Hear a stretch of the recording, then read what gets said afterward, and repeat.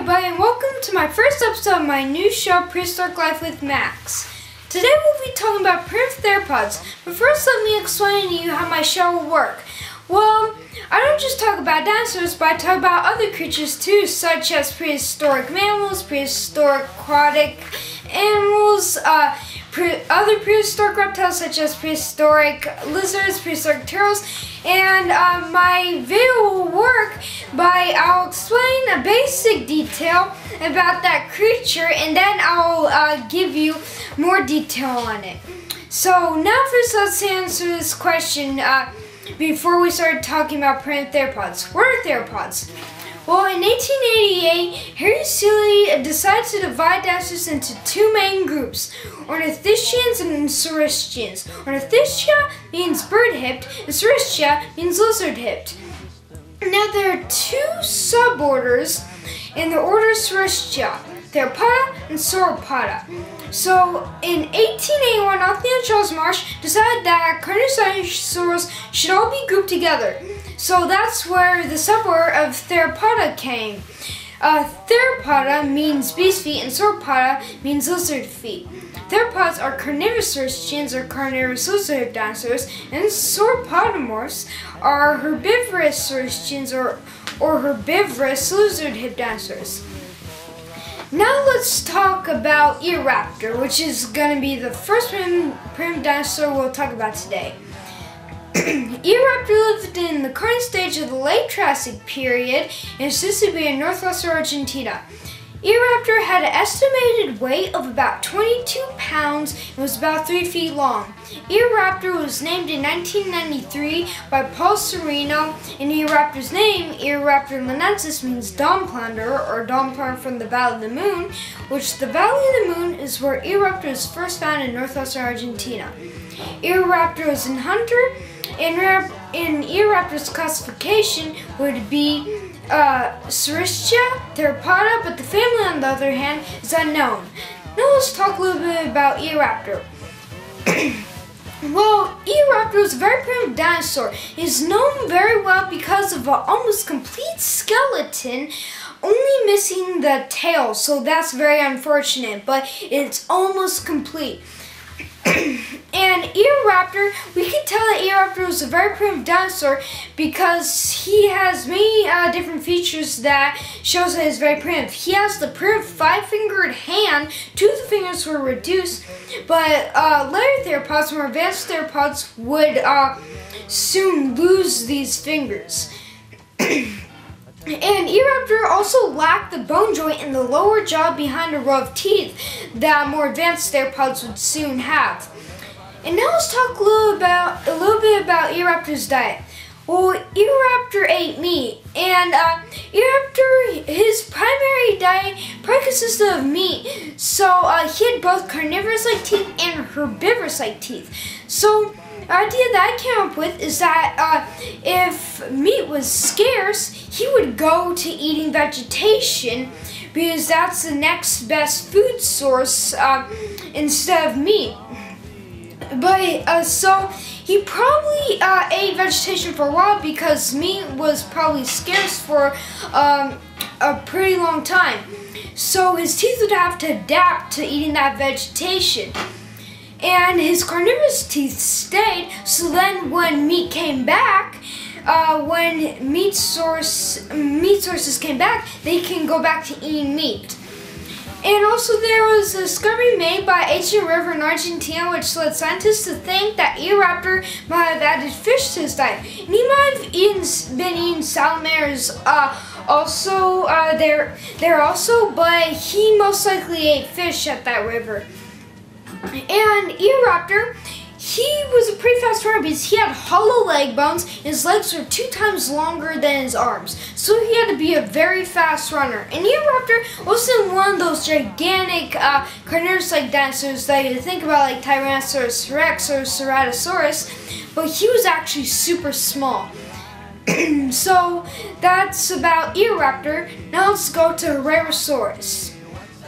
Herrerasaurus also lived in the Carnivorous stage of the late Triassic period. It's just to be in northwestern Argentina as well. Herrerasaurus Herosaurus was 16 and a half feet long, weighed about 460 pounds, and was about 1.1 meter tall at the hips. Herosaurus was named in 1988 by Paul Sereno, and Herosaurus' name, Herosaurus ischigualensis, means from Victorio Herrera, which Victorio Herrera is Herosaurus' discoverer. And now, Herosaurus was a hunter as well as Eoraptor, and his classification would be Saurischia, Theropoda, then into the family of Herosauridae. And now let's talk a little bit about Herosaurus. Well, Herosaurus was more advanced than Eoraptor, and even though he lived in the same time period and the same stage and in the same place as Eoraptor, he had to eat something different because he was 60 and a half feet long, while Eoraptor was 3 feet long, so he had to eat something different. More bigger predators. And Herosaurus was more advanced also.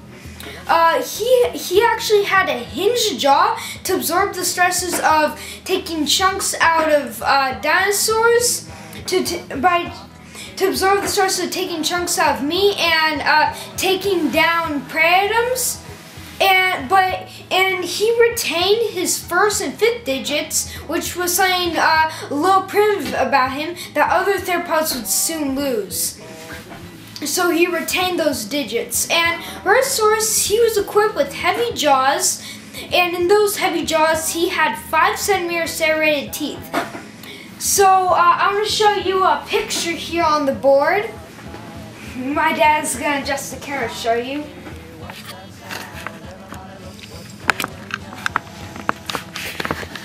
We'll talk a little bit about his skull here.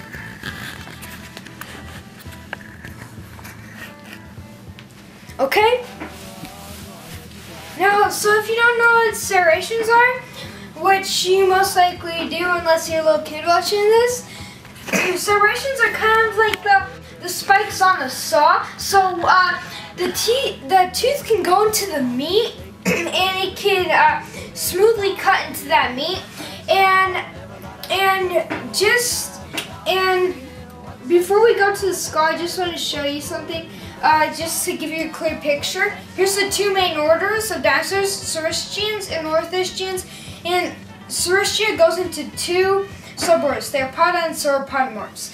So now let's show you the skull. I drew a picture of Herosaurus' skull.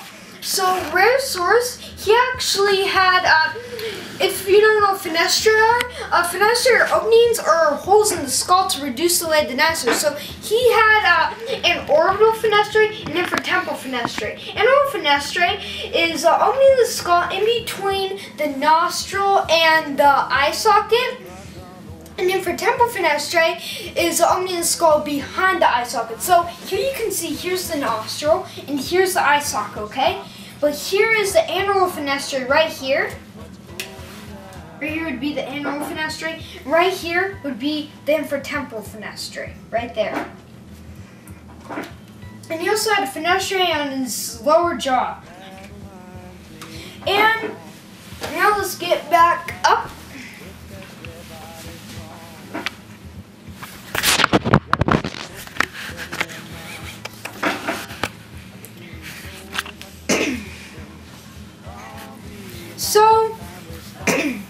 So Herosaurus, as I told you, Eoraptor is not one of those dinosaurs you think really that like Tyrannosaurus Rex, those gigantic carnivores. But Herosaurus wasn't really like that either. But you could see him more like that. He was more vicious looking. He was more larger.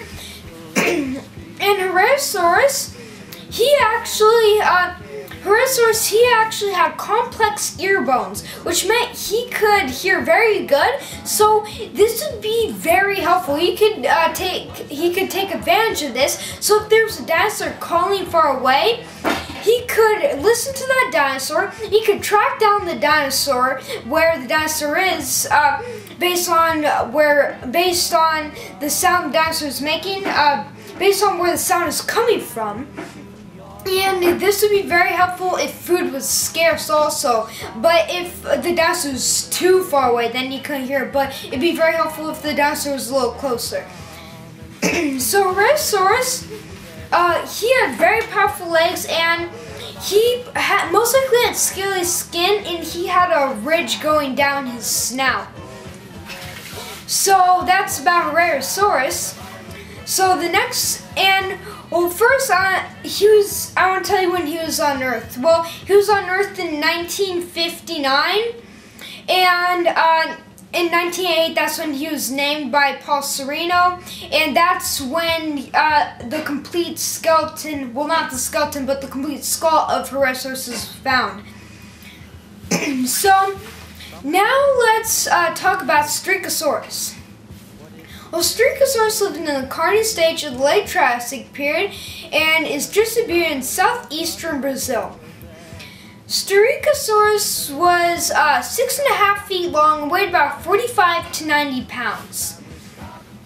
Strigosaurus was named in 1970 by Edwin H. Colbert. And Strigosaurus' name, Strigosaurus praesei, means from the Southern Cross constellation, which Strigosaurus was found in the Southern Hemisphere. Strigosaurus' classification would be Saurischia, Theropods, and then into the family of Herosauridae, and Strigosaurus was a hunter. Now, let's talk a little bit about Strigosaurus. Well, there was an expedition. Well, there was an expedition in 1936 by the Museum of Comparative Zoology at Harvard, USA, to look at the Santa Maria Formation. And what they found there was a giant carnivorous dinosaur. And scientists didn't know exactly what that dinosaur was. Some scientists believe that Strigosaurus was the same species as Herosaurus, Herosaurus chigolensis, but some believe that Strigosaurus was so primitive that he can't be classed in either of the orders, Saurischia or Ornithischia. And Strigosaurus, he was known very well for almost complete skeleton, only missing the arm and the hand bone. So that's very unfortunate. And Strigosaurus, not many fossils were found of Strigosaurus. A lot of them were fragmentary. And this is probably because he wasn't very abundant at this time. When he was living, or maybe it's because he was living in a forest, and forests don't preserve fossils very well. So maybe that's another reason why the fossils of Strigosaurus are very fragmentary. And Strigosaurus is very interesting because so you have the Earth, the northern and southern hemisphere, and most of the dinosaurs are found in the northern hemisphere. None of them are found in the southern hemisphere. But Strigosaurus, he was found in the southern hemisphere. So this was very, very interesting for scientists because not all of them are found in the southern hemisphere. And Strigosaurus was pretty similar to his Argentine contemporary Herosaurus. So now let's talk about our final and last dinosaur, Gingisaurus. Well, Gingisaurus lived in the Carnian stage of the late Triassic period. It's used to be in Arizona and in New Mexico, USA. So now we're talking about, if you're watching North America, this is a dinosaur that's found in North America. And Gingisaurus was named in 1985 by Long and Murray. And Gingisaurus' name, Gingisaurus Brian Smalley, means from Shinley Point, where Gingisaurus was found in Petrified Forest National Park. Now, Gingisaurus' classification would be Saurischia, Theropods, to the family of Herosauridae, and Gingisaurus was a hunter. Now, Gingisaurus was about 10 feet long. Now we can talk a little bit about Gingisaurus. Well, Gingisaurus was unearthed in the 1980s by Brian Small from the University of California at Berkeley, USA, And at first, scientists thought that Tyrannosaurus was a prosauropod, which is an early plant eater. And Tyrannosaurus was also dubbed, cartoon dinosaur, was also dubbed Gertie after a cartoon dinosaur from the early days of cinema. But in 1985, when Tyrannosaurus was named by Long and Murray, it was scientists found out that Tyrannosaurus was actually a Herrerasaurid theropod, not a prosauropod. Now we talk a little bit about Tyrannosaurus. Well, Tyrannosaurus had a very whip-like tail, and he had very, very powerful legs. And now, Tyrannosaurus, he's a very important dinosaur because he's one of the first, he actually is the first dinosaur the first Herrerasaurid dinosaur found in the northern hemisphere. And the presence of Tyrannosaurus in the Chile Formation in Petrified Forest National Park, surrounded by many other predatory dinosaurs, meant that different prey items, different species of prey items must have been very abundant at this time. And Tyrannosaurus, he was a little more slender than Herrerasaurus. He had a more longer neck, and his skull was a little more slender. So that's about Tyrannosaurus. Well, I hope you enjoyed my show, Prehistoric Life with Max, very much. And this is just the first episode. There'll be many more episodes soon. So, throughout the weeks as I make my videos, most of them will be about dinosaurs. But maybe on my 6th or 7th episode, we'll be getting more into mammals and aquatic life forms. Well, that's it for today. But first, before we end the show, I'm going to show you my pet Bella. She's a sun conure. My dad's going to check if she's out right now. But if she's sleeping, I can't show you her. But looks like she's out. Bella!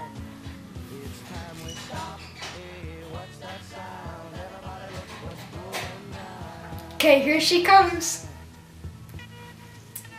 She's super silly, and but she's even more silly on camera for some reason. I think she just loves the spotlight. She moves her head up and down. She dances side to side. Bella,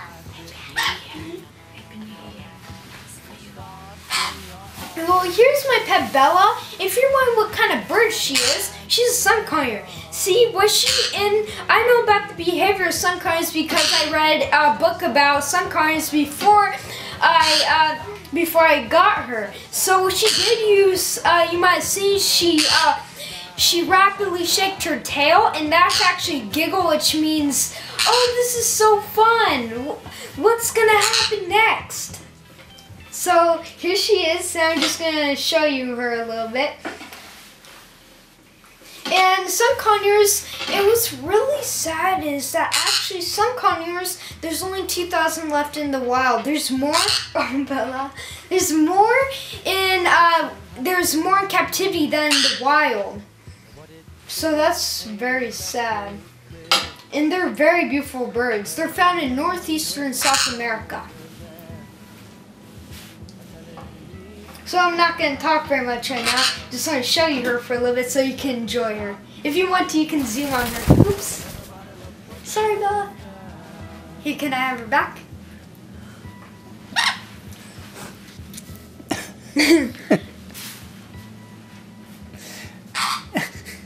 Well, I guess she wants to stay on my dad. Well, here, let's show Bella.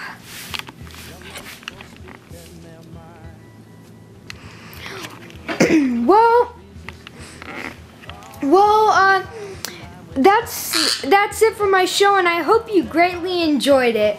Bella doesn't want to cooperate very much right now, but that's her. And I'm going to show you her when I pet her. Can you give me her? No. Yeah, watch. When you pet her,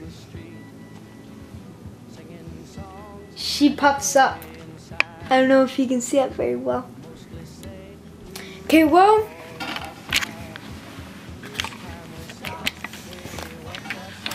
Well, that's it for my show. See you for now.